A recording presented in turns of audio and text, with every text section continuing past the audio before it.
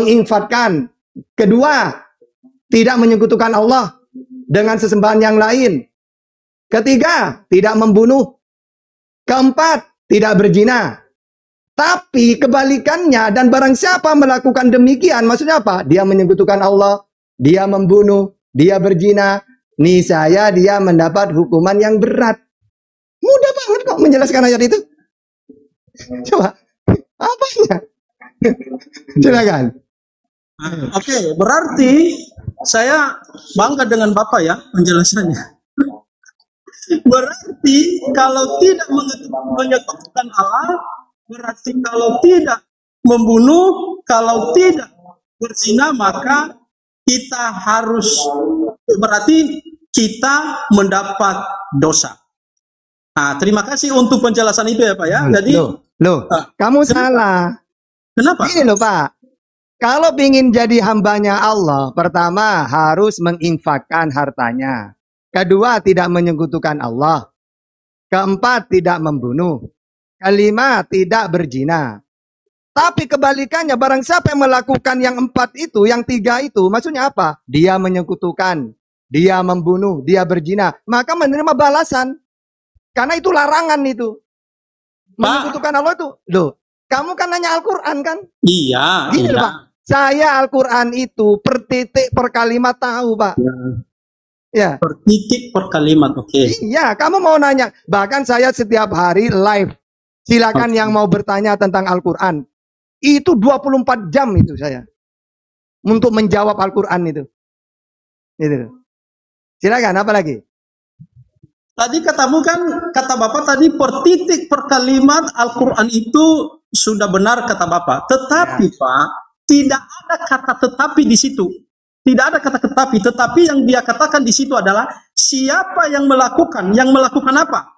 Berarti yang melakukan tidak mempersekutukan Allah, tidak membunuh orang, tidak berzina. Maka kalau dia tidak melakukan itu, niscaya mendapat dosa. Bapak kan sudah menambah kata tetapi. Itulah sebabnya kenapa makna itu berubah.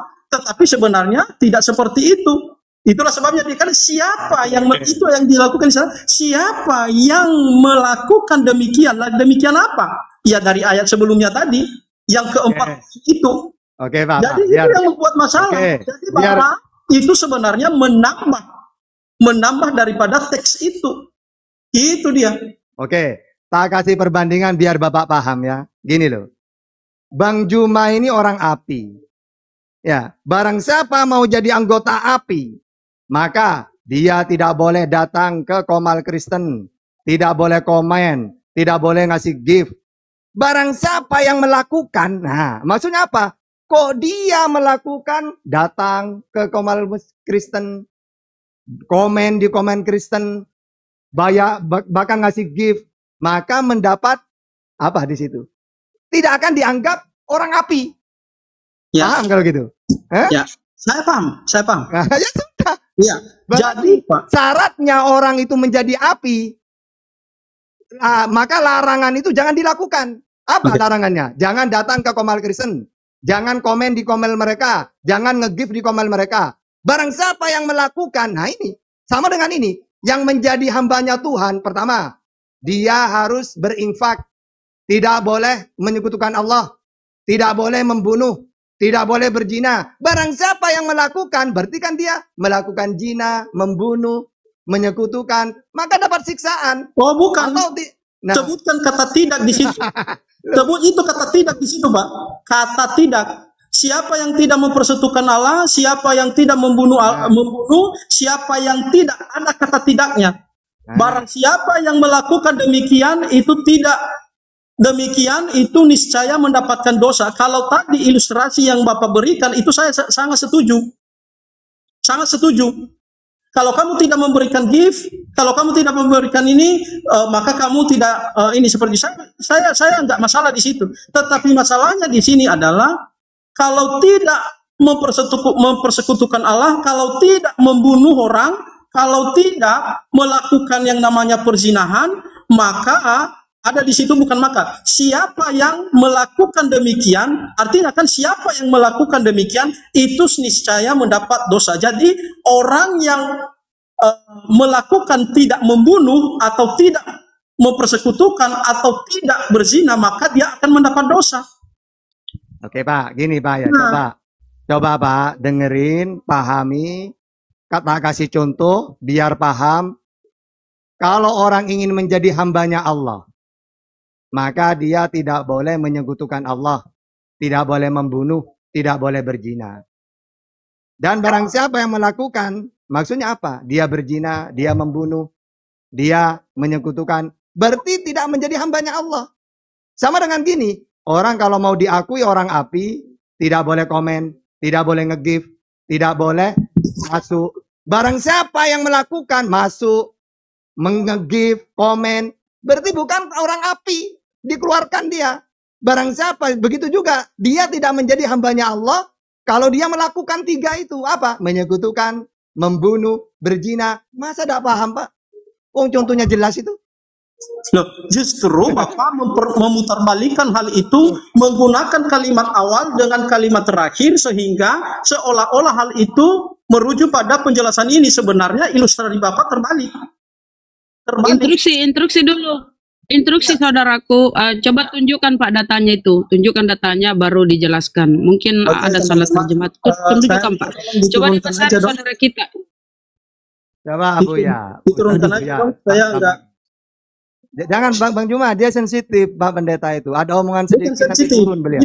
Gini loh. Saya sudah tunjukkan datanya tadi toh. Jadi kan saya bukan ngomong kosong kan. Begini saja Pak Pendeta, mohon maaf ya sebelumnya, mungkin biar enak juga. Nggak apa-apa kan kalau open cam, nanti Ustadz Data juga open cam, dan ketika ada data yang mau disampaikan bisa diperlihatkan. Mungkin seperti itu Pak Pendeta. Gimana Pak Pendeta? Keberatan tidak? Silakan saja. Siap. Silakan aja. Ditampilkan ke Arabnya. Coba apa? Ayatnya itu. Wah. Berarti kalian belum baca berarti ya? Ini ayat ini. Bukan cuma baca. Saya aja tadi enggak tanya-tanya ayat-ayat kalian, kok saya hanya kasih.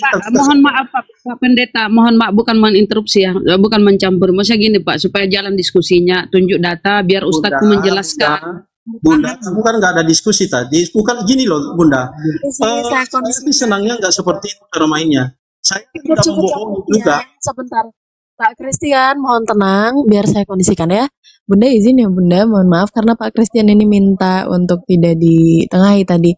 Begini Pak Christian, maksud Bunda adalah ditunjukkan saja datanya agar diskusinya jalan dan tidak stuck di sana, begitu loh Pak. Kan tadi saya juga diem nih sebagai moderator. Bos, tadi saya sudah minta enggak semua ayat-ayat yang disampaikan oleh pendeta Tata itu sudah saya minta enggak intinya, sudah dia baca enggak, sudah dia tampilkan enggak? Iya, dari sekarang kita buat aturan Pak Pendeta. Itu disebutkan hanya satu ayat saja loh yang saya sebutkan ini, masa dia nggak baca? Masa kalian semua umat muslim udah tahu kok Pak Pendeta, maaf ya, semua muslim sudah tahu karena ini subhat suka diangkat oleh teman-teman Kristen yang lain Pak Pendeta. Jadi semua umat muslim sudah tahu begitu Pak Pendeta. Nah iya, makanya kan nggak perlu kan ada biar dijelaskan. Kalau seperti saya tampilkan Pak Pendeta. Pak Pendeta saya tampilkan ada narasi yang ini yang nggak jelas menurut saya. Supaya Bapak paham Pak. Kalau kalian sudah tahu semua, jadi nggak usah ada narasi yang nggak jelas itu. Jadi kita sama-sama percaya dan nggak mungkin saya jelaskan. Oke, saya jelaskan ya. Sesuatu yang ini juga. Saya coba Bapak Pendeta, sudah. Saya tampilkan supaya saya nggak dianggap sebagai orang yang ini. Ya. Kita kan sama-sama orang yang punya agama, tadi kita nggak membohongi itu gitu loh. Saya tadi aja percaya kok sama Pak ini. Jadi begini ya, ini ayatnya semoga ini kelihatan. Coba baca aja Pak. Ini dan orang-orang atau dari ayat yang sebelumnya ya, supaya tadi yang karena ada 4 tadi kata ini 67 ya. Oke. Al-Furqan ayat yang ke-67 dikatakan, dan orang-orang yang apabila berinfak, tidak berlebihan dan tidak kikir adalah pertengahan antara keduanya. Kemudian ayat yang ke-68-nya, dan orang-orang yang tidak mempersekutukan Allah dengan sesembahan lain, tidak membunuh orang yang diharamkan Allah kecuali dengan alasan yang benar, dan tidak berzina. Siapa yang melakukan demikian itu niscaya mendapat dosa.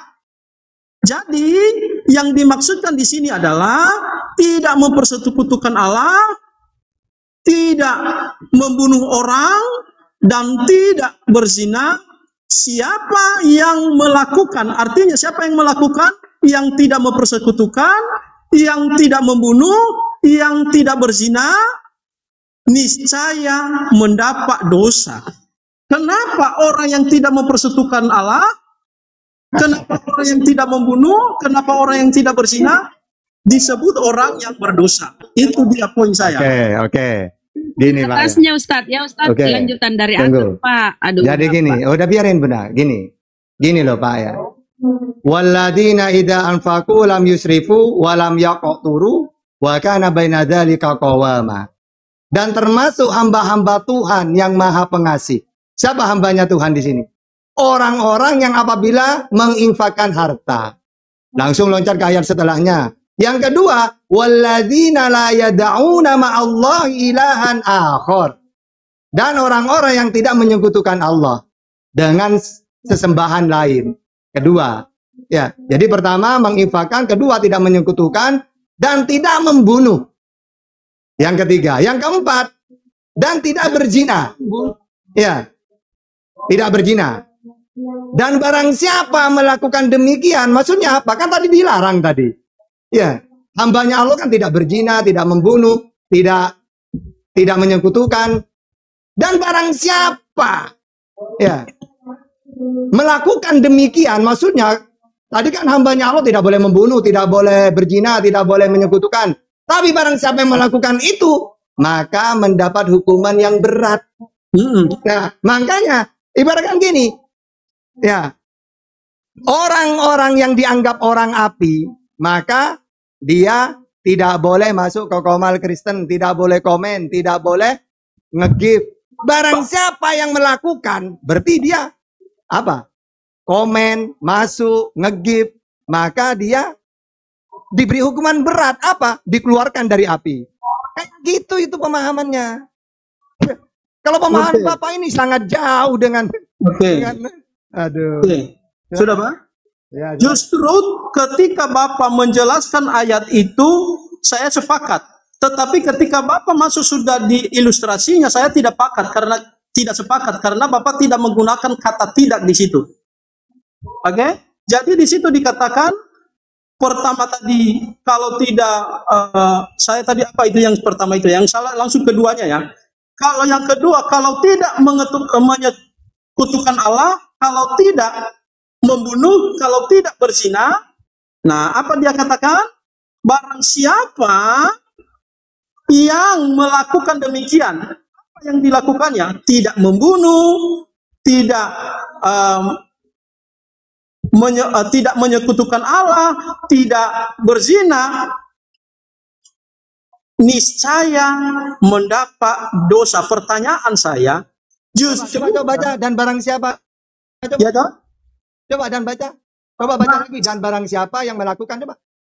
Siapa yang melakukan demikian? Nah, berarti melakukan apa maksudnya? Siapa yang melakukan demikian? Tentunya kan ayat kalimat sebelumnya. Tidak. Kalau sebelumnya kan tidak boleh. Jadi barang siapa yang melakukan, berarti kan berzina dia.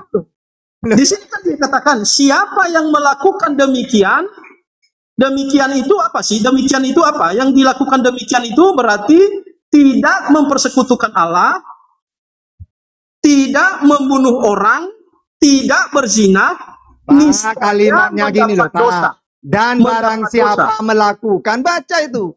Dan barang siapa melakukan demikian, maksudnya gini loh Pak, kan tadi dilarang. Gini loh Pak. Dan tadi kan dilarang kan, tidak boleh menyekutukan. Tapi barang siapa melakukan, berarti mendapat siksa kan gitu. Ini loh, tidak mempersekutukan. Ini loh, berarti siapa yang tidak mempersekutukan, siapa yang tidak membunuh, siapa yang tidak berzina. Loh. Mana sih Bapak ini? Loh, gini loh Pak. Hambanya Allah itu gini loh Pak. Gini ini loh Pak. kan kata kerja ini. Kata kerja gini loh. melakukan. Dengerin. Loh. Larangan di situ Pak, dilarang 3 Pak. Kalau ingin menjadi hamba itu tidak boleh melakukan, menyekutukan, tidak boleh membunuh, tidak boleh berzina. Dan barang siapa melakukan berarti dia melakukan zina, menyekutukan, membunuh, maka mendapat siksa. Iya, berarti harus membunuh. Sudah. Harus membunuh, harus berzina. Loh. Gimana sih? Loh, kan begini itu ya, karena dikatakan di situ ya, siapa yang melakukan, kata terakhirnya ya, siapa yang melakukan, kata melakukan itu kan kata kerja. Apa yang dilakukan itu adalah tidak mempersekutukan Allah di ayat sebelumnya. Oke. Sekarang gini Pak ya, tadi mungkin Bapak ini apa ya, kalau ke Al-Quran mungkin bingung. Sekarang gini Pak, itu kan larangan Pak, 3 itu larangan Pak. Ibaratkan gini, Bang Juma melarang orang api, apa 3 larangan di situ? Masuk ke Komal Kristen, komen, atau meng-give. Barang siapa melakukan, berarti ada orang api masuk, melakukan, meng-give, komen, maka dia diberi hukuman, dipecat dari api. Sama dengan ini, orang hambanya Allah tidak boleh berzina, tidak boleh membunuh, tidak boleh menyekutukan. Barang siapa melakukan, menyekutukan, membunuh, berzina, maka dia dapat hukuman yang berat. Nah, setuju saya itu, setuju benar-benar. Jadi artinya, saudara Islam, jadi tidak mempersekutukan Allah, tidak membunuh, tidak berzina, kalian akan mendapat dosa. Jadi seperti itu. Besarin biar dijelaskan, besarin. Biar Ustaz jelaskan. Ini lucu. Ini abang Christian nih, biar Ustaz membaca. Kok ini si tinggal baca. Tidak dibaca. Anda kan belum paham, Bang. Baca aja. Kalian jelaskan di iman kalian, kalau gitu saya turun ya. Jangan. Moderator, kendalikan dulu moderator. Waduh. Maaf Bunda, saya turunkan dulu, maaf ya, tanpa mengurangi rasa hormat. Kebetulan ini ya Pak Pendeta tahu semuanya ya. Tapi begini Pak Pendeta ya, sebenarnya umat Muslim ini sudah sangat paham karena memang sudah banyak dibahas gitu kan, bukan hanya di Komal saja, itu di dunia nyata itu kami pelajari dari awal sampai akhir Al-Quran itu, sehingga gimana pun cara memelintir teman-teman Kristen maka tidak akan bisa, karena kami selalu kembali ke original teks, dan bahkan di terjemahan pun tadi sudah jelas apa yang dijelaskan oleh Ustadz Tahta. Lanjut Ustadz, lanjut. Bentar, saya kondisikan dulu. Mulai ada kericuhan ya, mohon maaf sekali ya Bunda. Kita keep dulu sebentar. Pak Christian Teologi, Ustadz Tahta, sekali lagi kita back kepada konteks ya, karena tadi tiba-tiba membahas Al-Quran dari 2 arah ini. Saya jelaskan sedikit kronologinya, kenapa bisa sampai masuk ke situ. Yang pertama adalah ketika Ustadz Tahta mengkritik tentang pemahaman yang notabene jadi ketuhanan Kristen itu apakah ada, kemudian jawaban yang diberikan oleh Pak Christian itu dikatakan kurang mumpuni untuk jawaban tersebut. Kemudian diminta kembali oleh Ustadz Tahta, apakah ada jawaban yang secara langsung menegaskan bahwa Tuhan kita atau Tuhan di dalam Kristen itu yang seperti ini.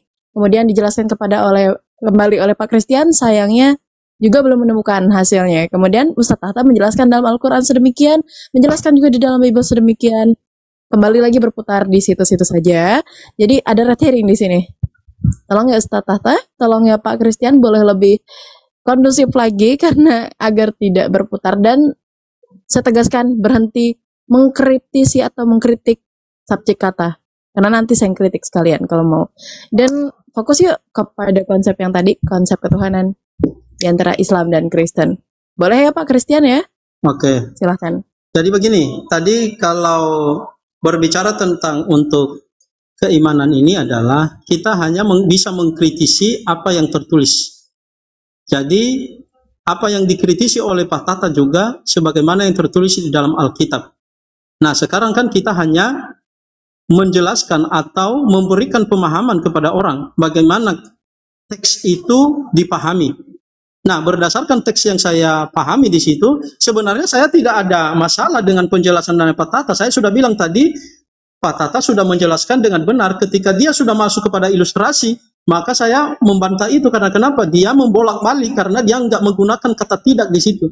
Jadi saya rasa nggak ada masalah sampai di sini. Ini yang menjadi menurut saya, ya sudahlah. Saya sudah setuju dengan itu tadi, bahwa tidak mempersekutukan Allah, tidak membunuh orang, dan tidak berzina. Barang siapa yang melakukan demikian itu niscaya mendapat dosa. Ya sudah, kita akan sampai di situ karena itu juga penjelasan dari Pak Tata. Saya setuju dengan itu. Ya sudah, kan begitu. Kalau gitu saya kembali ke tema tentang temanya kita tentang ketuhanan itu. Ya kalau Oke. Sekarang gini. Kita tahu dalam Islam itu kalau ingin masuk surga, satu, la ilaha illallah, mentuhankan hanya kepada Allah. Yang kedua, mengakui Muhammadur Rasulullah, mengakui Nabi Muhammad sebagai utusannya Allah. Itulah kunci surga. Nah, kalau di dalam Kristen, menurut Yesus lah, hidup yang kekal di situ ada Yohanes 17:3. Mengenal satu-satunya Allah yang benar. Terus ada lagi. Ini kalimat syahadat juga kalau dalam Islam. Jadi dalam Yohanes 17:3 ini, kalau ingin kekal di surga, mengakui Yesus sebagai apa, Pak? Di situ, Pak. Kalau saya minta ini, Pak, begini, Pak. Kalau saya boleh minta, Bapak lebih baik bertanya daripada menjelaskan. Karena ya itu. Kalau Bapak terlalu banyak menjelaskan, itu nanti justru yang saya pengen adalah bagaimana Bapak menjelaskan ketuhanan Bapak di dalam Al-Quran. Itu yang sebenarnya yang saya ini. Udah selesai, udah final. Tadi itu belum saya dapatkan konsep ketauhidan Bapak, di mana ketauhidan nanya ke saya. Ada tauhid sifat, apa itu? Jadi itu sebenarnya. Jadi itu yang satu aja, yuk gantian. Nanti pertanyaan Bapak tak kembalikan ke Bapak. Silakan, mau nanya apa tentang ketuhanan ke saya? Silakan. Oke. Coba Bapak sampaikan kepada kita apa itu konsep tauhid di dalam Islam. Apa yang disebut dengan konsep tauhid itu? Udah. Ya. Oke. Jadi konsep tauhid itu di dalam Islam mentuhankan hanya kepada Allah, satu-satunya, satu situ. Makanya semua para nabi dalam Islam itu diperintah hanya mentuhankan Allah. Wa ma arsalna min qablika mir rasulin illa nuhi ilai annahu la ilaha illa ana fa'budun. Dan kami tidak mengutus seorang rasul pun sebelum engkau Muhammad, melainkan kami wahyukan kepadanya bahwa tidak ada Tuhan yang berhak disembah selain Allah. Itulah tauhid. Maksudnya apa tauhid di situ?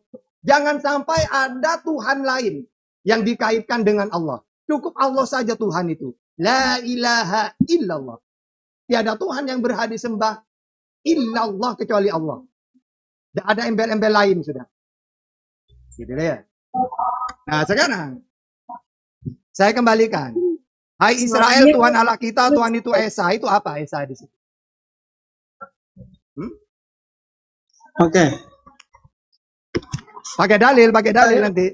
Oke, saya belum dapat sesuatu ya yang bisa saya pahami dengan apa yang Bapak katakan tadi itu, bahwa ketauhidan itu adalah tidak ada Tuhan selain Allah. Menurut saya itu sangat pendek sekali ya untuk bisa mengatakan demikian, karena sebenarnya konsep ketauhidan itu apa sih sebenarnya di dalam Islam? Karena saya membaca buku-buku Islam, justru apa yang Bapak sampaikan itu sangat sederhana sekali. Nah, misalnya nanti kita berbicara tentang di dalam Al-Quran itu dikatakan bahwa Allah itu yang awal, yang akhir, yang zahir, dan yang apalagi yang satu itu ya, yang zahir. Oh sorry, saya lupa yang satunya. Kemudian ada juga nanti dikatakan bahwa Allah itu atau Tuhan itu adalah zat yang kekal.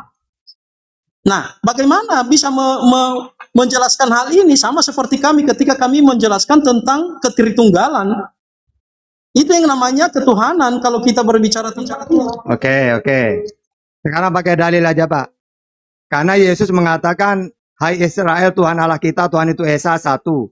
Mengenal satu-satunya Allah yang benar. Sekarang pakai dalil. Di mana Yesus mengatakan tentang Al-Quran yang saya tanya itu Al-Quran, bukan Alkitab. Iya. Oke, kalau Al-Quran ini, Pak, tak kasih tahu, huwal awalu wal akhir wal dhahir wal batinu. Jadi, huwal awalu, dialah Allah yang awal. Tidak ada permulaannya. Wal akhir, tidak ada akhirnya, kekal. Wal dhahir, dia mengetahui yang tampak. Atau wal batin, yang tersembunyi. Tidak ada yang sembunyi. Baik itu tampak atau yang batin, yang tersembunyi. Semuanya Allah tahu. Gitu loh. Maksudnya huwal awalu wal akhir wal dhahir wal batin itu. Nah, sekarang ke tema. Kalau Bapak Christian nanya Al-Quran, Pak, saya itu dari dulu bertahun-tahun memang saya memerintahkan umat Kristen suruh bertanya Al-Quran. Bahkan sudah saya kontrak seumur hidup itu. Ya. Nah, sekarang kembali ke tema, Pak. Ya. Jadi, sebutkan dalilnya bahwa Yesus mengajarkan Trinitas itu dalilnya. Karena yang saya tahu, hai Israel, Tuhan Allah kita, Tuhan itu Esa. Mengenal satu-satunya Allah yang benar. Dan mengenal Yesus sebagai utusan. Nah, kalau Bapak mengajarkan Trinitas, silakan pakai dalil bahwa Yesus mengajarkan 3 pribadi itu. Silakan pakai dalil. Saya sudah mengatakan tadi, saya sudah menyampaikan bahwa kejadian di dalam pembaptisan Yesus sudah membuktikan bagi kami bahwa Yesus itu Bapa dan Roh Kudus itu berbeda. Nah, istilah, oke ya, coba dipahami ya, sama dengan nanti istilah tauhid juga tidak ada di dalam Al-Quran maupun dicari di mana-mana, itu tidak ada kata istilah loh ya, istilah. Bukan konsep loh ya. Bukan konsep loh ya, istilah. Juga tidak ada di dalam Al-Quran istilah tauhid itu. Demikian juga dengan istilah yang kami pahami sebagai Tritunggal, juga tidak ada di dalam Alkitab. Tetapi istilah daripada Tritunggal itu baru muncul di abad kedua. Saya tadi sudah sampaikan. Di abad kedua lebih lah, abad kedua, abad ketiga. Oleh seorang Tertullianus. Kami tidak bermasalah dengan itu. Kata istilah itu bisa muncul pada pada sejarah. Untuk apa istilah itu? Untuk mempermudah kita memahami terkait dengan apa yang tertulis di dalam Alkitab. Jadi kalau Bapak menanyakan kepada saya, mana tertulis kata istilah Tritunggal di dalam Alkitab? Ya nggak ada. Sama dengan saya mengatakan juga mana kata istilah tauhid di dalam Al-Quran? Tidak ada juga.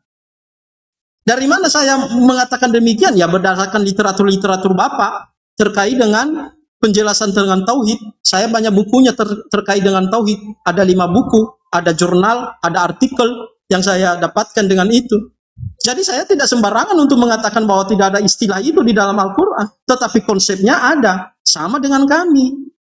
Nah, jadi tadi yang saya tanya itu adalah bagaimana pengertian yang dikatakan tentang Allah yang awal, Allah yang akhir, Allah yang zahir, Allah yang batin. Dan sudah dijawab, Pak. Sudah dijawab tadi. Maksudnya, coba dijawab.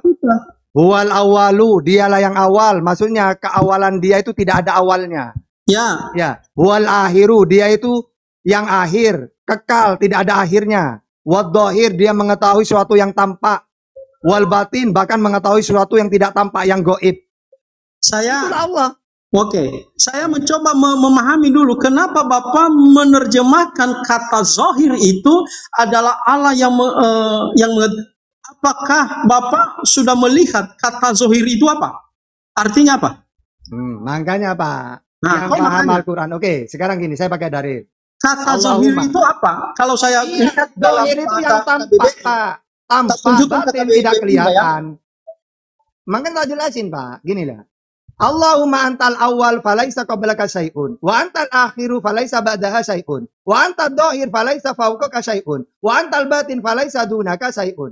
Ya Allah, engkau adalah awal, yang pertama, maka tidak ada sesuatu pun sebelummu. Engkau adalah yang akhir, ya, maka tidak ada sesuatu pun yang sesudahmu. Engkau adalah yang dhahir, yang paling atas. Engkau mengetahui sesuatu yang dhahir, maka tidak ada sesuatu pun yang ada di atasmu. Dan engkau adalah yang batin, yang paling batin. Maka tidak ada sesuatu pun yang lebih lembut daripada engkau. Itu maksudnya. Ini saya pakai dalil sudah. Ya. Nah sekarang gini Pak, kembali lagi ya. Jadi gini Pak, kalau kamu mengatakan dalil Trinitas itu Bapa, Anak, Roh Kudus, maka harus ditanya Bapa itu siapa Yesus? Maka kita kembali ke dalil. Siapa itu Bapa? Tuhan semesta alam. Matius 11:25. Anak siapa di situ? Utusan Tuhan, hai Israel. Ya. Aku diutusannya kepada domba-domba yang hilang dari Israel. Jadi walaupun Anda mengatakan Bapa, Anak, Roh Kudus, kita tanya satu-satu. Siapa anak di situ? Yesus. Siapa itu Yesus? Utusan untuk Israel. Siapa itu Bapa? Tuhan semesta alam. Jadi ada keterangannya. Jangan langsung Bapa, Anak, Roh Kudus, tiga-tiganya Tuhan. Satu pribadi. Bukan gitu, kembalikan ke dalil. Ketika Yesus menyebut Bapa, siapa itu Bapa? Maka Matius 11:25. Tuhan semesta alam. Anak, siapa di situ anak? Itu sebagai apa? Matius 15:24. Utusannya Tuhan. Apa definisi utusan? Yohanes 3:34. Penyampai firman. Ya gitu. Kembalikan ke dalil. Jangan cuma menyimpulkan gitu. Silakan. Oke. Saya rasa tadi Bapak juga banyak menyimpulkannya terkait dengan penjelasan Bapak. Karena kenapa? Saya bisa melihat di dalam KBBI kata zohir itu adalah lahir. Sedangkan di dalam penjelasannya di dalam Al-Quran yang tertulis itu wujud. Itu dikatakan wujud, arti daripada kata zahir itu. Tetapi Bapak tadi istilahnya itu justru menyampaikannya dengan cara menafsirkan juga. Saya rasa itu sesuatu hal yang fair lah dalam hal itu. Karena kenapa? Karena memang ini adalah seorang teolog itu ya harus bisa memahami sampai di situ lah. Tadi Bapak mengatakan terkait dengan Bapa adalah Tuhan, Yesus adalah Tuhan, Roh Kudus adalah. Iya benar. Karena pemahaman kami terkait dengan kata Tuhan itu atau kurios itu artinya adalah penguasa. Sama dengan di dalam bahasa Arab itu Rob. Dia adalah penguasa. Dia adalah Tuhan, juga bisa dikatakan dia adalah Tuhan. Nah, coba baca. Bapak nanti baca lagi di dalam Al-Quran apa itu kata Rob, kata Tuhan itu yang digunakan di situ. Jadi tidak ada masalah bagi kami. Itu gelar. Oke. Sekarang gini ya. Tuhan itu kan kuasa, Pak. Apakah Yesus kuasa? Apa? Kuasa. Tuhan kan berkuasa. Yesus berkuasa apa enggak? Iya dong, berkuasa. Oke. Pakai dalil. Pakai. Matius. Matius 28 ayat 18. Oke. Gimana bunyinya? Dia adalah penguasa langit dan bumi. Penguasa. Apa yang dia kuasai? Hah? Apa yang dia kuasai? Ya langit dan bumi. Oke. Kalau dia Tuhan, apakah ajaran dia dari dirinya sendiri? Loh, saya sudah bilang iya. Kenapa? Pakai dalil. Pakai dalil. Ajaranku dari diriku sendiri. Coba, mana dalilnya? Loh, begini Pak. Loh, gimana? Kan saya sudah katakan tadi bahwa Yesus itu adalah penguasa. Iya. Terus ajarannya dari dirinya sendiri. Tentu kalau dalam posisinya sebagai manusia, maka dia tidak mengatakan dia dari dirinya sendiri karena dia nggak pernah mengatakan itu. Katanya Tuhan. Loh. Terus dari mana kuasanya dia?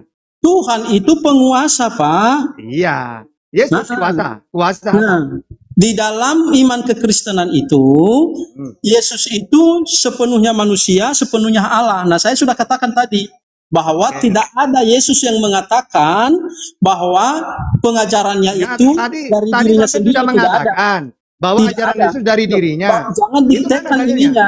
Jangan pakai dalil. Saya juga nanti mau tanya ke Bapak nanti kalau seperti itu cara diskusinya.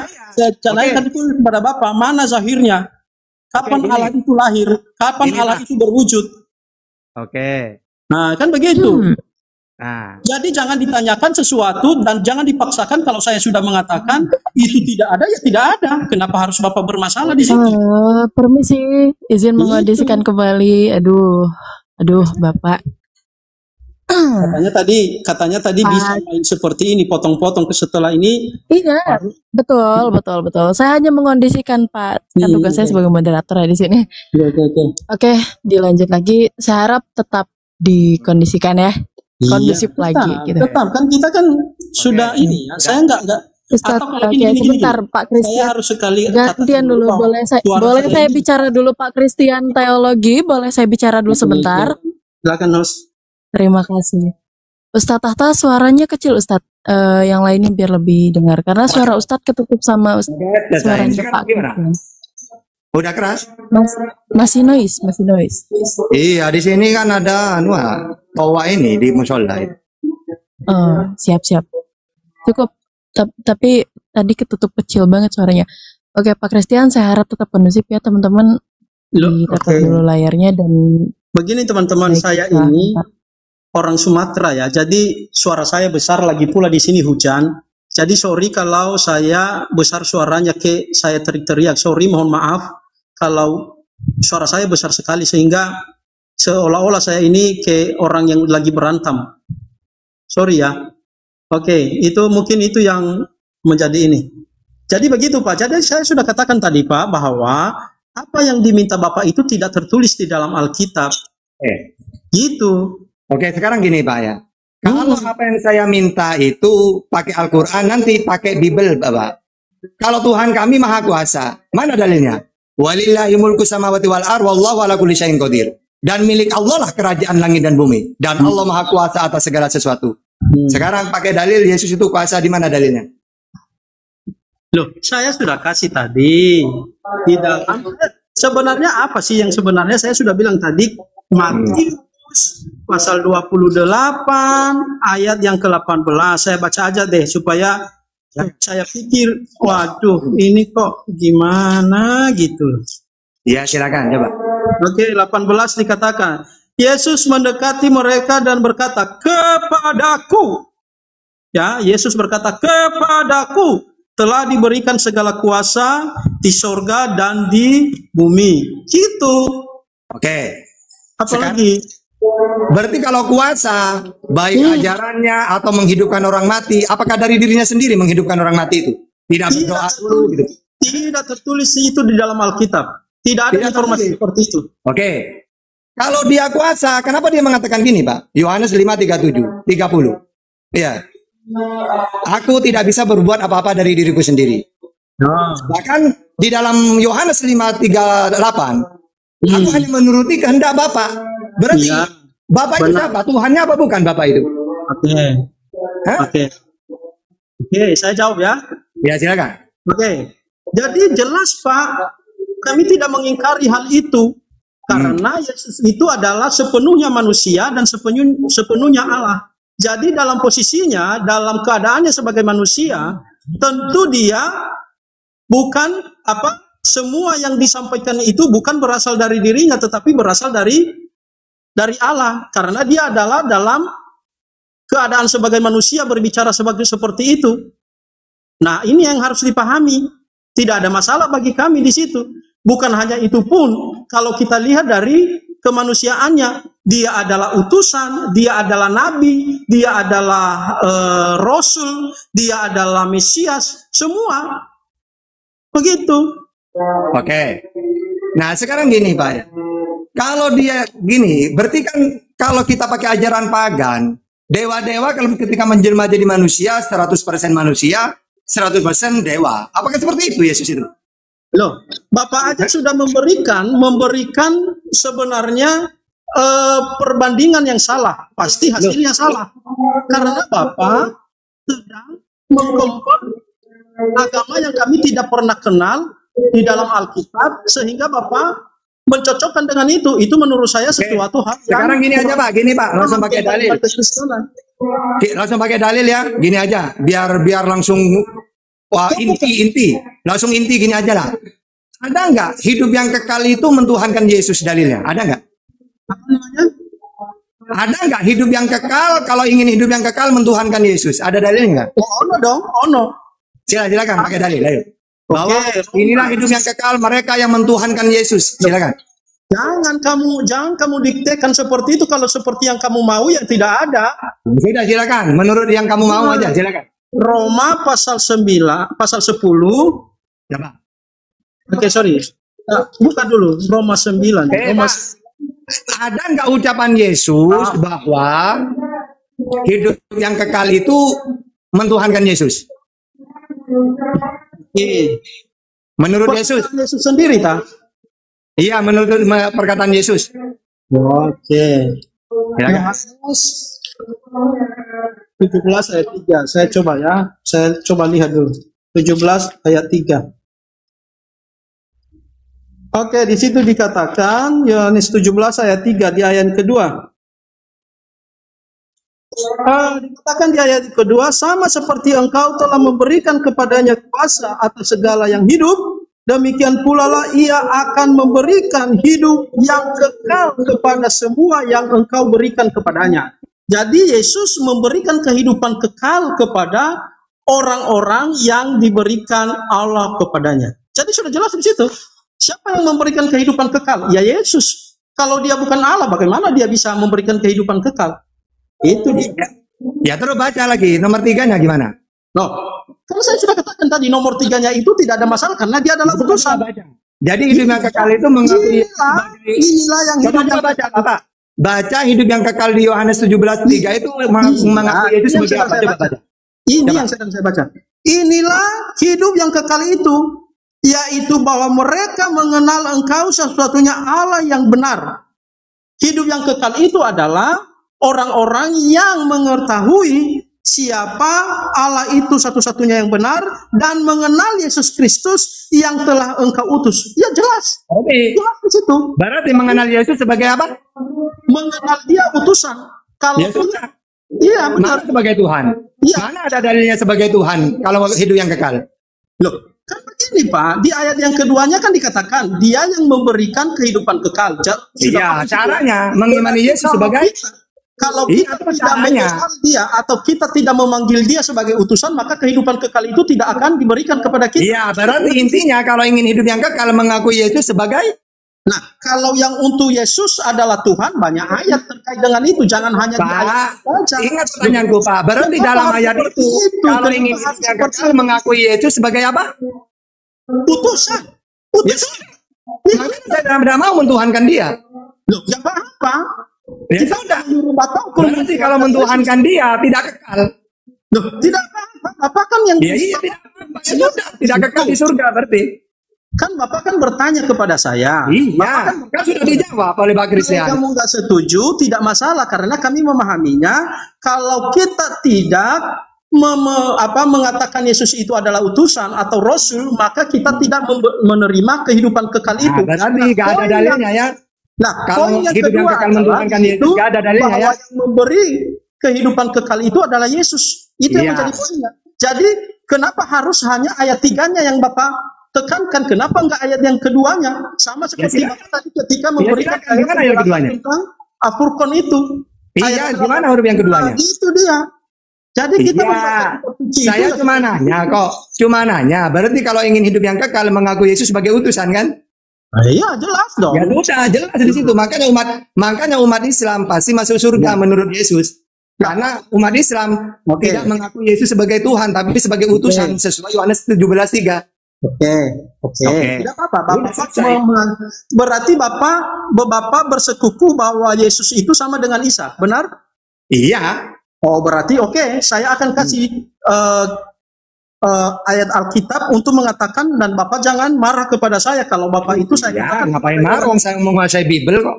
Oke, benar. Oke, di situ ya. Jadi begini, nanti jelasin. Galatia, nanti jelasin Bible yang benar nanti, silakan. Oke. Galatia 1 ayat yang ke 8 dikatakan di situ. Tetapi sekalipun kami atau seorang malaikat, oke ya, perhatikan ya. Sekalipun kami atau seorang malaikat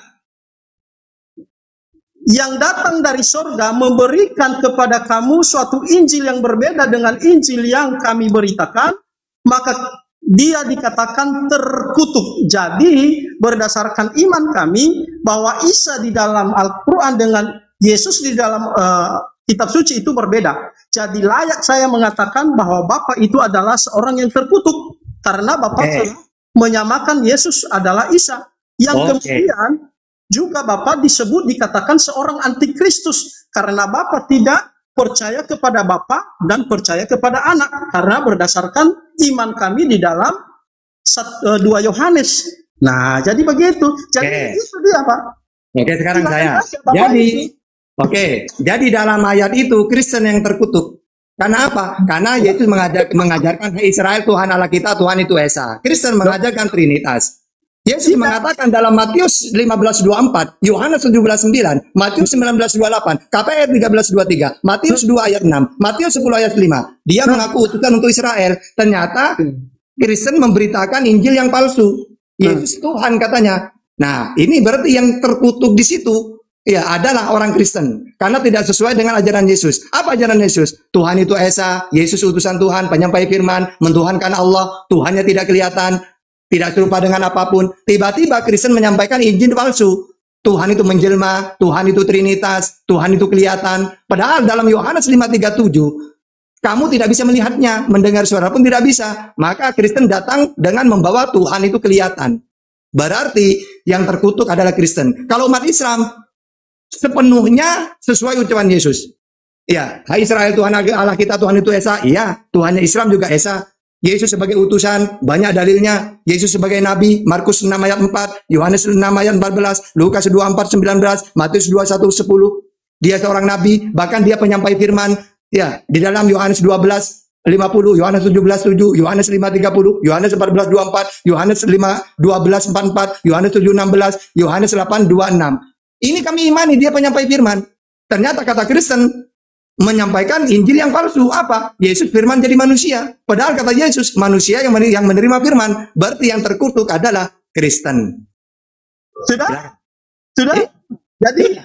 Jadi bagi kami sudah memiliki dalil kenapa kami mengatakan bahwa orang yang menyamakan Yesus dengan Isa adalah orang yang terkutuk dan antikristus. Karena kenapa? Berdasarkan surat Roma pasal yang ke-9 ayat yang ke-9 dikatakan sebab firman pasal 10 ayat yang ke-9 dikatakan di situ, pasal 10 ayat yang ke-9 dikatakan sebab jika kamu mengaku dengan mulutmu bahwa Yesus adalah Tuhan, oke ya, bahwa Yesus adalah Tuhan dan percaya dalam hatimu bahwa Allah telah membangkitkan dia di antara orang mati, maka kamu akan diselamatkan. Jadi orang yang mendapatkan kehidupan kekal tadi yang diselamatkan itu adalah ketika orang itu mengaku Yesus sebagai Tuhan, Yesus adalah Tuhan, dan percaya dalam hatinya bahwa dia dibangkitkan dari antara orang mati, yang kemudian karena dengan hati orang percaya dan dibenarkan, dan dengan mulut orang yang mengaku dan diselamatkan. Jadi orang tadi yang mengatakan yang banyak ayat itu tidak nyambung karena kenapa? Karena dia tidak baca Alkitab secara keseluruhan. Ya, menurut siapa jadi itu? Tidak ada hubungannya. Yang Bapak baca itu menurut siapa? Menurut Yesus apa bukan? Kalau kamu percaya bahwa Yesus Tuhan, itu menurut siapa yang ngomong siapa? Menurut Yesus itu maksudnya apa? Nah katanya kalau kamu mengaku dengan mulutmu bahwa Yesus itu Tuhan, ini yang berkata gitu siapa? Nah jadi begini teman-teman, ternyata orang Islam ini tidak paham, atau khususnya khusus ini perorangan. Khususnya Pak Tata tidak paham terkait dengan kitab suci orang Kristen. Kitab suci orang Kristen itu dari Kejadian sampai Wahyu tidak ada istilahnya. Oh ini kok itu kata Paulus, tidak ada itu Wahyu bagi kami. Oke. Sekarang gitu, seperti itu cara diskusinya. Kalau seperti itu cara diskusinya, ya nggak perlu diskusi. Oke. Sekarang saya Isa dengan Yesus itu samanya di mana? Apa beda dengan ucapan Yesus? Ya kita buktikan, Pak. Ya. Dan Quran Yesus Isa itu ketuhanan dulu. Kita coba dulu ketuhanan tadi. Ketuhanan itu belum selesai. Bapak belum jelaskan. Jelaskan kepada saya bagaimana Tuhan itu berwujud. Tidak ada Tuhan berwujud. Loh, kata Zohir? Loh, dohir itu dia mengetahui yang dohir. Ketika dia bertemu dengan Musa di menggunakan media pohon. Nah, itu sama seperti dalam Bible. Coba, dalam Bible itu yang bicara di api itu siapa? Tuhan apa malaikat? Berarti kan bisa toh? Bisa kan dilihat toh? Iya. Nah, katanya tadi nggak bisa dilihat. Katanya tadi nggak bisa dilihat. Oh, Ibu. Nah, makanya sekarang sini dulu satu-satu bahas ya. Menurut Bible yang bicara di api itu Tuhan apa malaikat? Loh, tadi kan saya sudah jelaskan, nggak perlu diulang-ulang. Pakai dalil. Saya sudah bilang tadi itu teofani. Saya sudah pakai dalil, silakan. Loh, saya sudah bilang tadi itu teofani. Saya butuh dalil saya. Mau nggak diskusi? Iya, butuh dalil, ayo. Kayaknya tadi sudah kita diskusikan itu. Oke, sekarang saya pakai dalil dulu ya. Oke, saya pakai dalil dulu bahwa yang bicara di nyala api itu menurut Bible adalah malaikat. Mana dalilnya? Benar. Keluaran 3 ayat 2. Benar. Terus Kisah Para Rasul 7:38. Kisah Para Rasul 3:53. Kisah Para Rasul 7:30. Nah, sekarang kalau yang di situ Tuhan berteofani, mana dalilnya? Silakan. Loh, teofani itu Pak mengambil wujud. Apa sih sebenarnya kamu mau pakai dalil. Apakah Allah yang di ini berteofani juga? Allah di mana? Berbicara dengan melalui pohon itu Allah berteofani juga atau bagaimana? Itu habis ini saya mudah itu Pak. Kalau bagi saya sudah jawab hal itu kan, saya sudah katakan tadi, saya sudah jawab. Iya, pakai dalil Pak. Di dalil mana teofani di situ? Itu kan saya sudah katakan. Pakai ayat. Loh, itu kan ayatnya sudah. Mana? Penampakan itu. Pakai dalil, Pak, tunjukkan dalilnya. Apa sih? Kok nggak jelas sih? Iya, mana dalilnya? Nggak jelas ininya. Mana coba? Tadi yang bilang kok keluaran keluaran itu, keluaran 3. Keluaran yang mana? Hah? Keluaran yang mana? Keluaran 3 ya 2. Ya, coba baca. Teofani nggak di sini. Sebenarnya yang Bapak ini. Kan di situ kan menampakkan dirinya. Keluaran 3 ayat 2 bukan teofani itu. Tuhan mengutus malaikat sebagaimana Tuhan mengutus malaikat ke Maria. Akulah Jibril yang disuruh Allah. Loh, apa sih? Iya. Oke, kita tinggalkan itu Bapak tinggalkan. Mau percaya tidak percaya tidak masalah bagi saya. Yang penting saya. Nah, sekarang saya mau tanya, kalau Bapak juga nanti tidak jawab. Ya, silakan. Kenapa bisa Allah itu berbicara kepada Musa di dalam media pohon? Bapak menolak bahwa Allah bisa berbicara dengan media pohon, tetap Bapak tidak menolak Allah berbicara dengan media pohon, tetapi Bapak menolak kalau firman itu menjadi daging. Mana yang lebih masuk akal? Nah, firman itu perkataan, Anda pernah menjelma. Coba sekarang gini Pak, pakai dalil ya. Definisi firman. Coba pakai dalil. Saya definisi firman menurut Bible ada 12 dalil. Silakan. Silakan. Firman itu apa? Saya sudah mengatakan tadi. Apa? Kalau firman itu dalam pemahaman kami Yohanes pasal 1 ayat 1 adalah logos. Ada juga yang disebut dengan pneuma. Rema. Baca di mana dalilnya itu? Waduh, saya kok.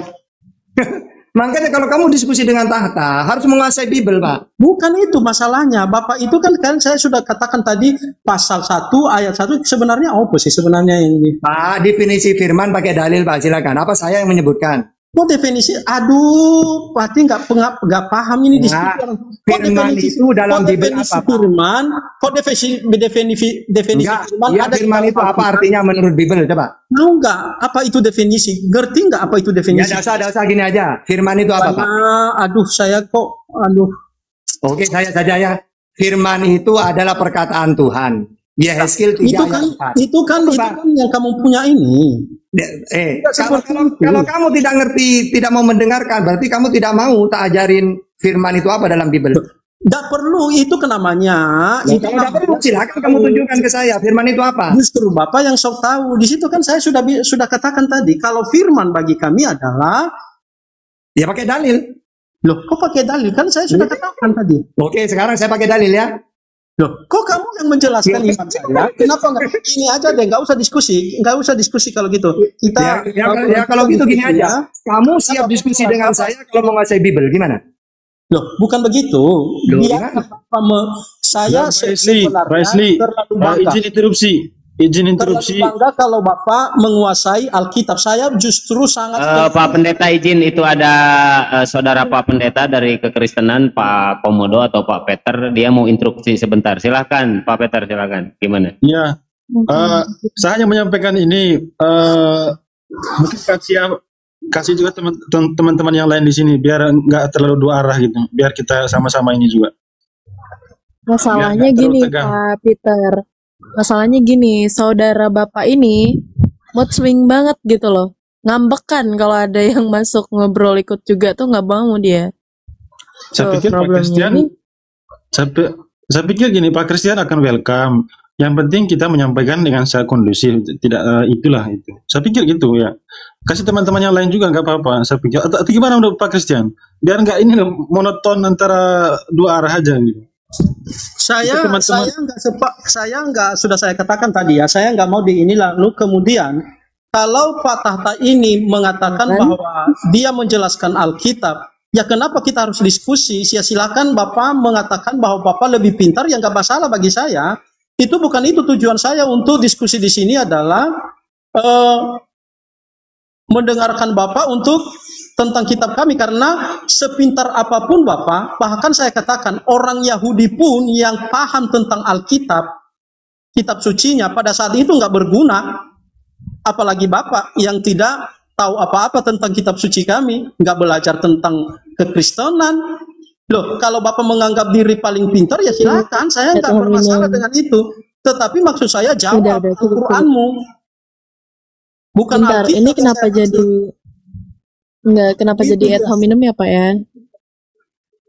Oke, boleh di-mute dulu Bapak biar saya kondisikan. Terima kasih.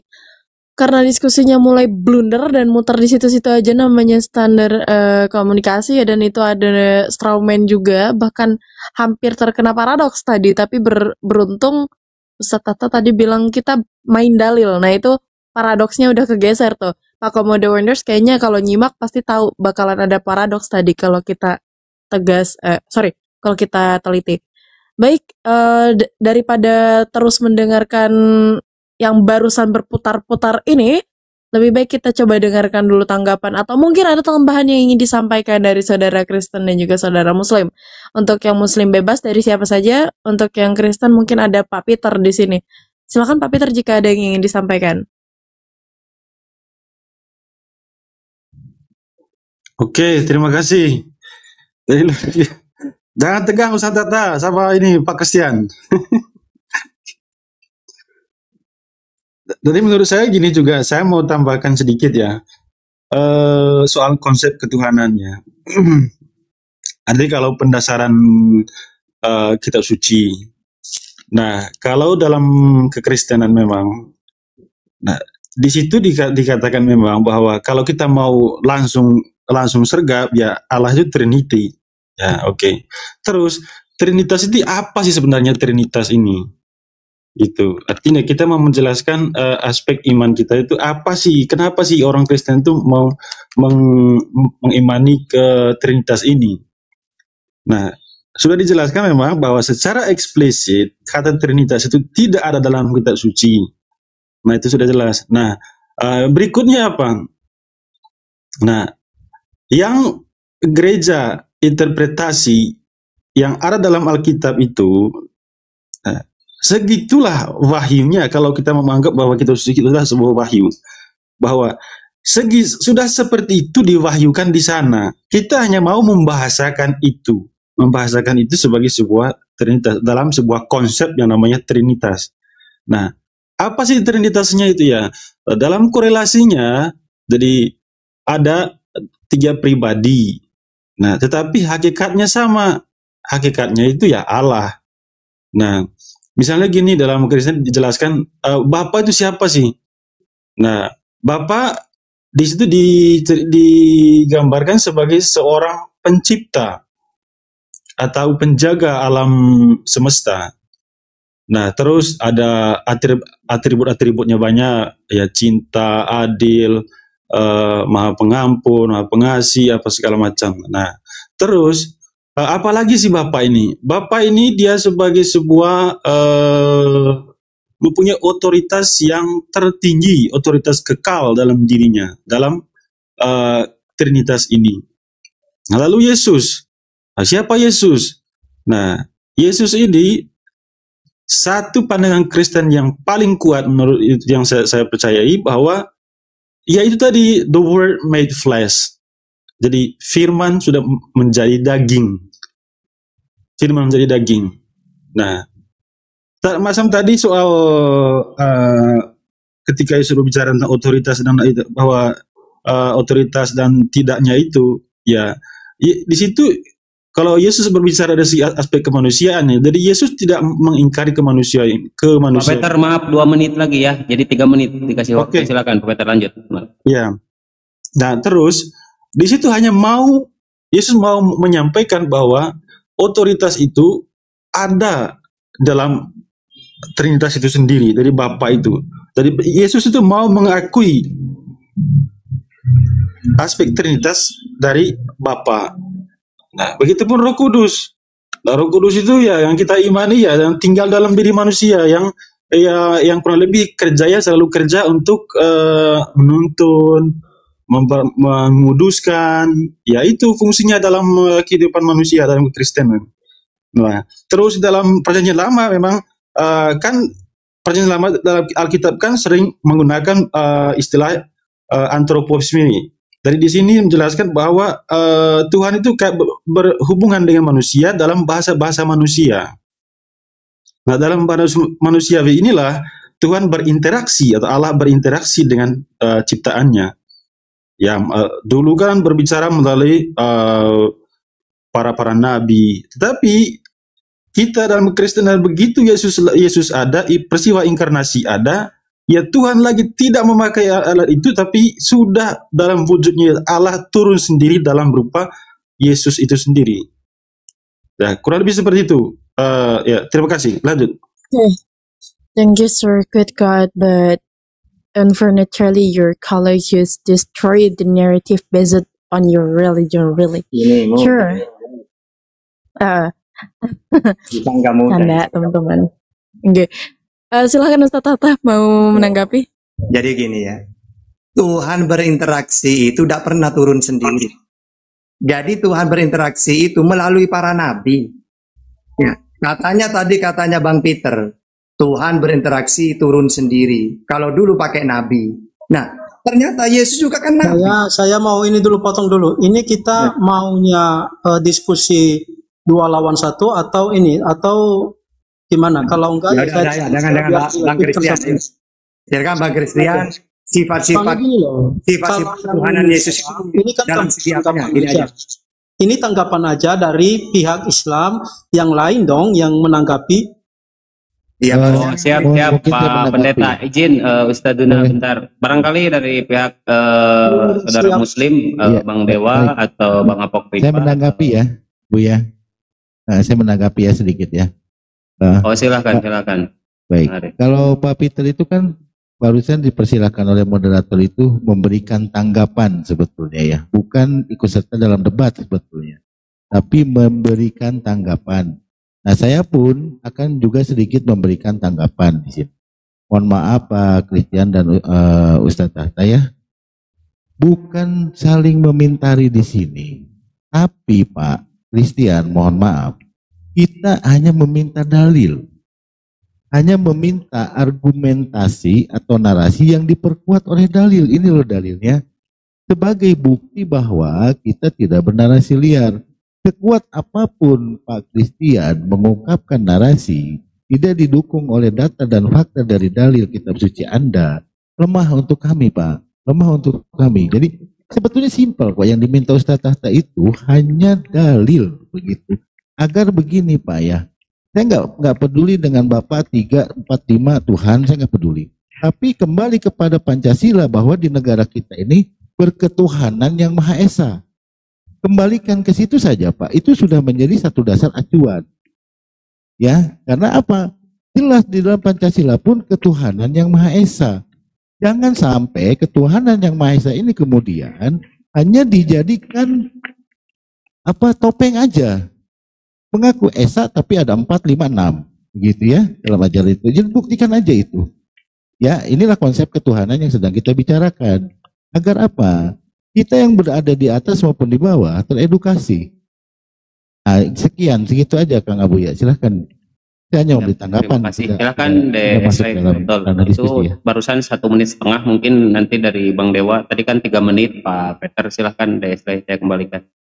Baik, terima kasih Ustaz Abu ya. Terima kasih Kang Arya Kamuning. Betul sekali yang dimaksud oleh Kang Arya Kamuning dan juga Pak Commander Wonders. But here now, but in this context for dialectic yards. Yang saya maksud tadi adalah untuk menanggapi. Saya juga nggak tahu kenapa tiba-tiba Bapak masuk ke dalam mosi dan juga perdebatan di sini.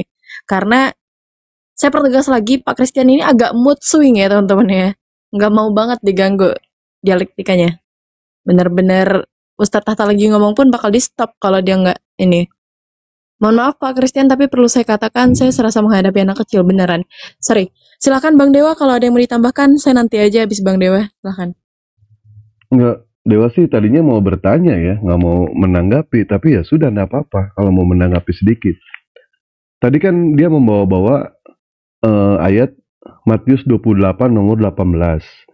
Yesus mendekati mereka dan berkata, "Kepadaku telah diberikan segala kuasa di surga dan di bumi." Ini bertentangan dengan ayat Matius 6 nomor 13. Janganlah kamu bawa ke dalam percobaan, melainkan lepaskanlah kami dari yang jahat, karena engkaulah yang punya kerajaan kuasa dan kemuliaan sampai selama-lamanya. Artinya Bapak tidak pernah menyerahkan kepada Yesus itu, tidak pernah. Itu pernyataan hoak.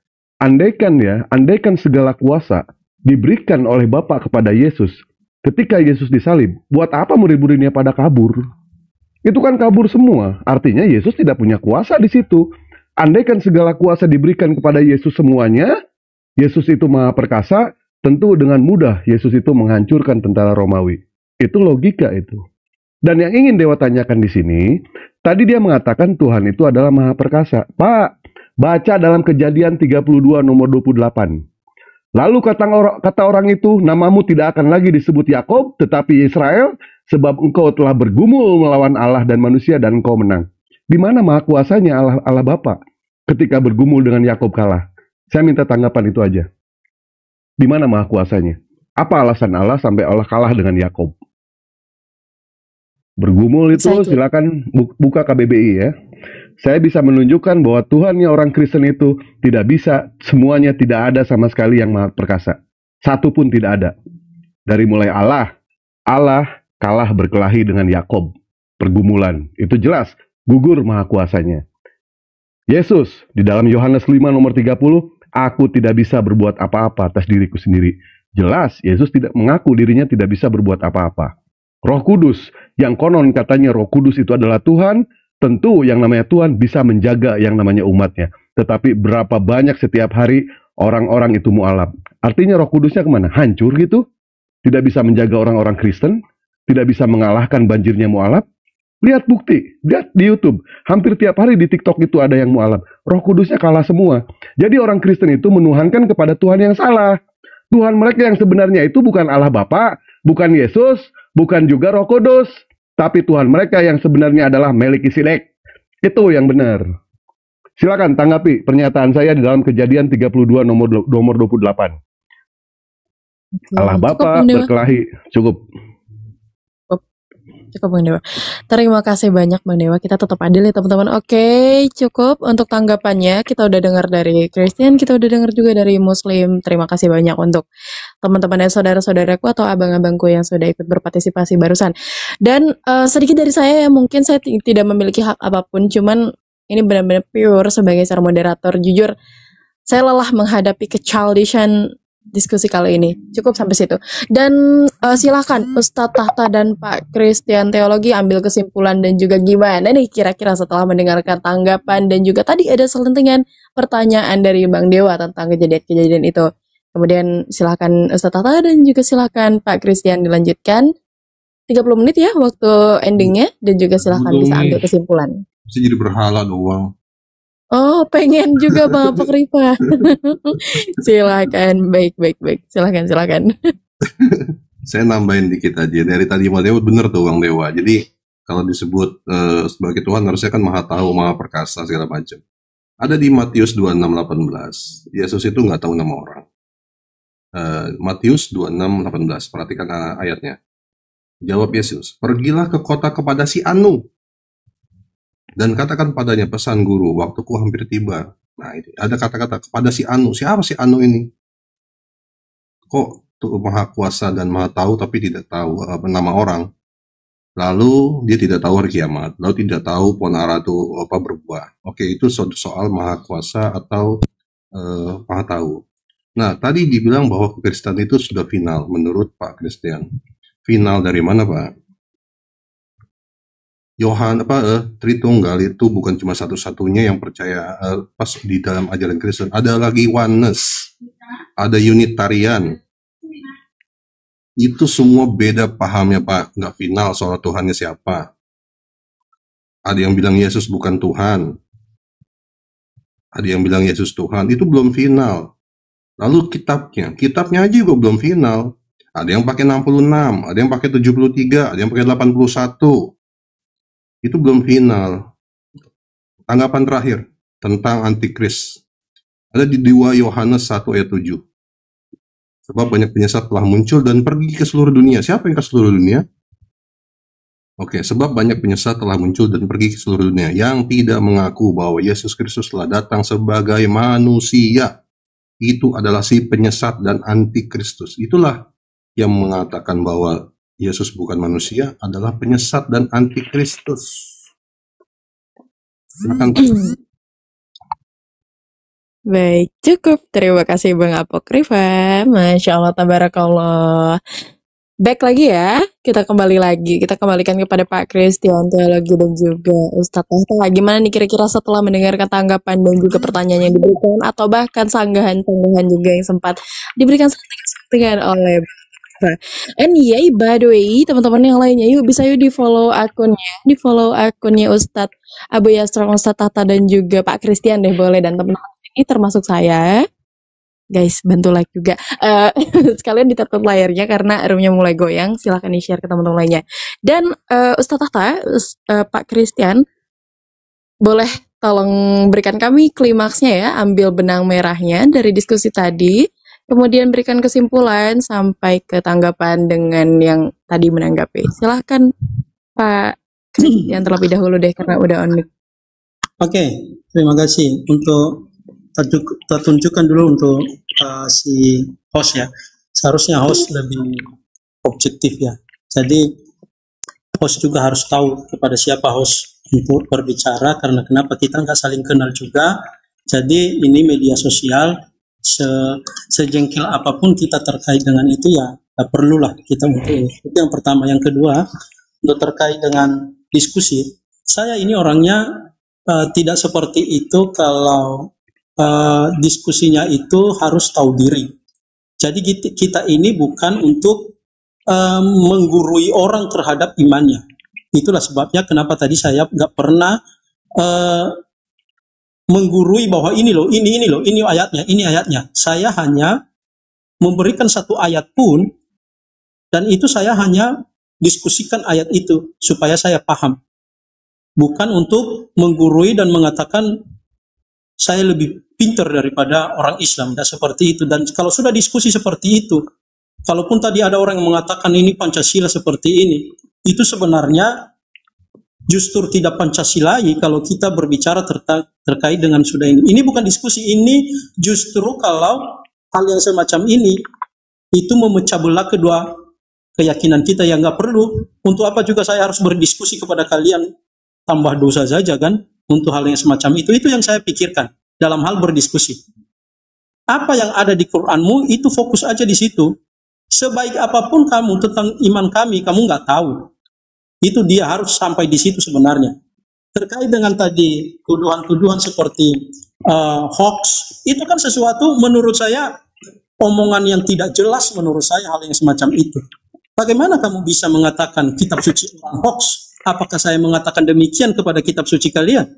Kalau saya mengatakan demikian, apakah kalian terima? Apakah nanti kalian tidak melaporkan saya? Bahkan banyak yang saya bisa gunakan untuk bisa mengatakan demikian kalau saya mau, tetapi tidak seperti itu cara untuk berdiskusi akademik. Kalau kalian polemik tidak masalah. Tapi saya nggak mau ladeni orang-orang yang berpolemik seperti itu. Dikatakan tadi, saya kasih contoh bahwa tadi di kota Sianu kayaknya itu Tuhan tidak maha tahu. Apakah kamu tidak baca Al-Qur'anmu di dalam At-Taubah yang mengatakan Allahmu itu tidak maha tahu? Hanya satu ayat saja sudah kontradiksi di situ. Itu salah satunya contoh kalau itu tujuan kita untuk mencari kelemahan-kelemahan dalam ini. Allahmu itu tidak maha tahu di situ. Kalau kita cerna itu ayat, saya akan bacakan kepada kita kalau supaya kita tidak ini. Jadi kita diskusi itu harus fair ketika kita mau berbicara tentang iman. Saya mau baca dulu atau banyak ini supaya ini surat 9 ayat yang ke-16. Tunggu dulu, saya selesaikan dulu ini. Nanti kalian bebas, setelah itu nanti kita akhiri diskusi ini karena ini enggak fair ininya. Setiap saya masuk di situ dikatakan di mana, Pak? Al-Taubah surat ke-9 ayat ke-16 dikatakan di situ, apakah kamu mengira bahwa kamu akan dibiarkan tanpa diuji padahal Allah belum mengetahui? Padahal Allah belum mengetahui dalam kenyataan orang-orang yang berjihad. Bagaimana bisa dikatakan Allah tidak mengetahui? Bertanya aja Pak, nanti saya jawab Pak itu Pak. Bapak gini Pak, nggak mau teruskan diskusi Bapak, ini. Oh barakallah, makasih banyak Pak Belo. Itu kalimatnya itu Pak. Pak, bertanya saja Pak. Jangan kamu mengira, bertanya saja. Kalau kamu tadi bilang kitab suci saya hoax, saya nggak bermasalah. Kamu sekarang dibilang hanya berdasarkan ayat itu, kamu sudah ini. Itu makanya kita bilang itu diskusi itu harus jelas. Itu dong. Jadi jangan kamu hanya omong tok kalau ini. Jadi saya ini orangnya nggak mau kalau seperti itu. Saya rasa ini diskusi saya, ini penyampaian saya yang terakhir. Mohon maaf jika ada sebentar, Pak. Sesuatu kesalahan dan kekurangan saya dalam diskusi ini. Saya anggap ini semua hal yang menurut saya pembelajaran bagi saya untuk berdiskusi dengan teman-teman Islam. Ya, jadi itu bagi saya, ini pembelajaran bagi saya. Semoga semuanya ini menjadi lebih baik. Saya mohon maaf jika ada kata-kata saya yang salah. Tuhan Yesus memberkati. Tuhan Yesus memberkati.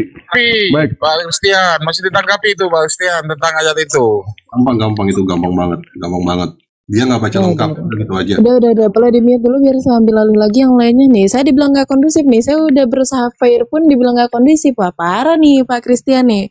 Atau saya baca secara utuh ya, secara utuh ayat itu ya, karena tadi ada narasi dikatakan di situ.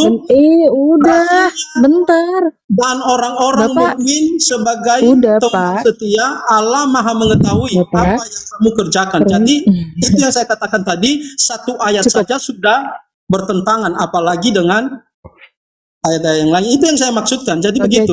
Yang satunya tidak mengetahui, yang satunya Allah mengetahui. Pak Christian. Nah, jadi gitu Pak Christian teologi cukup dulu Bapak. Ya, Bapak tadi sudah tidak konsisten sekali ya dengan ucapan Bapak ya. Sebentar, boleh kita dengarkan tanggapan dulu Ustadz Tahta ya, karena kan rekan diskusinya Pak Christian Teologi Box ini adalah Ustadz Tahta. Silakan Ustadz Tahta. Ini agak Pak, saya tunggu waktu Anda sama saya diskusi beneran deh. Ustadz Tahta, masih itu Ustadz Tahta. Iya, ayat itu harus tahu ya. Kalau kita kan ada penjelasan gitu ya. Jadi hasibatum antutraku walamma ya'lamillah alladzi jahadu minkum. Jadi ceritanya gini loh. Di dalam Islam itu orang jangan cuma mengaku iman. Tapi sebelum Allah uji dulu gitu loh. Karena Allah tahu mereka itu cuma imannya di mulut saja. Karena ternyata setelah Allah beri kewajiban jihad, mereka banyak berpaling. Jadi kata-kata padahal Allah belum tahu, maksudnya Allah belum menguji. Dengan apa? Dengan jihad. Ketika diberi perintah jihad, maka ketahuan mana yang benar-benar iman di hatinya atau cuma mulut saja. Gitu. Jadi jangan dimaknain padahal Allah belum tahu, maksudnya apa di situ? Allah belum menguji. Karena ayat itu nanti kalau kita baca tafsirannya itu, orang-orang itu mengaku beriman, tapi cuma mulutnya doang. Nyatanya ketika Allah uji dengan jihad, banyak yang mereka lari, tidak mau ikut. Walamma ya'lamu di situ padahal Allah belum menguji mereka dan Allah tahu mana saja yang mereka nanti ketika diperintah, mana yang kabur, mana yang ikut Nabi berperang gitu loh. Ya, jadi bukan membahas Allah tidak tahu di situ. Maksudnya apa? Padahal Allah belum menguji maksudnya di situ. Ya, gitu. Makanya baca Al-Qur'an itu, kitab suci itu harus tahu tentang 15 ilmu itu. Ya, apa? Ilmu asbabun nuzul, tafsir, ilmu lugat, balaghah, bayan, ma'ani, nahwu, syarah, gitu. Biar tidak terkecoh. Karena itu kitab suci. Yang paham kitab suci itu ulama, para ustadz. Begitu juga seorang Taurat itu ya, rabi yang tahu. Kecuali bukan kitab suci. Kayak koran, majalah, siapapun boleh memahami. Bible juga, bukan kitab suci. Buktinya siapapun bisa memahami. Ustadz Sugi, Bang Juma, kenapa lebih paham? Karena bukan kitab suci itu. Tapi kalau Al-Quran dan Taurat yang paham ulama dan rabi. Gitu. Ya, makanya saya dengan Bang Christian debat yang pakai dalil itu saya yang banyak. Kenapa? Karena yang dipelajari Bible bukan kitab suci menurut saya. Saya bisa lebih paham daripada pendeta. Siapa yang rajin baca, dia yang lebih paham. Gitu ya. Silakan. Oke, terima kasih semuanya. Jadi sebenarnya kalau kita ini ya jangan gunakan standar ganda. Jadi kalau kamu punya ilmu dalam memahami kitab sucimu, seharusnya kamu juga perlakukan hal itu kepada orang lain supaya kamu juga tidak merasa benar. Dan mohonlah untuk kita ini yang beragama ini jangan menganggap kitab sucimu yang paling benar dan menganggap kitab suci orang lain palsu, dan apakah nanti kamu berterima juga dikatakan seperti itu. Jadi saya rasa ini sudah tidak kondusif untuk ilmunya. Kalau kamu nanti belajar tentang Alkitab, ada juga yang namanya hermeneutik. Ya, kabur. Ya, benar-benar. Karena nggak sanggup jawab pertanyaan saya, nggak akan sanggup. Ya, benar. Ya, baik. Iya. Alhamdulillah mengakui ya. Ya Allah, alhamdulillah. Siap. Oke. Terima kasih. Silakan. Bang Dewa, terima kasih. Saya nggak sanggup untuk berdiskusi seperti ini karena saya nggak dididik dengan cara-cara yang tidak baik seperti ini. Dididiknya dengan cara licik, Pak. Dengan cara licik. Terima kasih. Dengan cara-cara mengatakan kitab suci orang hoax, kitab suci orang lain itu palsu, karena kan saya orang yang sangat menghargai orang. Tapi kalau seperti kalian seperti tadi yang saya ini, ya itu pelajaran bagi saya. Terima kasih semuanya. Tuhan memberkati saya turun ya, host dan juga yang punya Komal, saya turun ya. Terima kasih semuanya. Baik. Terima kasih Pak Christian. Mohon maaf dari kami Pak Christian. Sehat selalu, semoga Tuhan Yesus memberkati. Amin. Baik, izin ya Bang Dewa sebentar.